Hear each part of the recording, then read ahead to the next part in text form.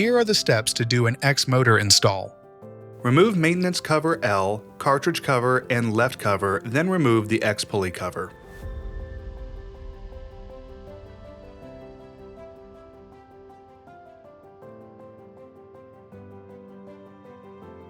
Next, you will need to remove the screws that affix to the XM-BKT.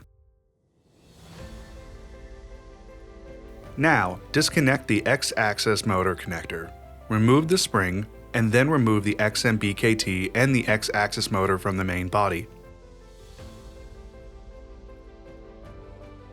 Finally, remove the XM-BKT screws and then the servo motor assembly X.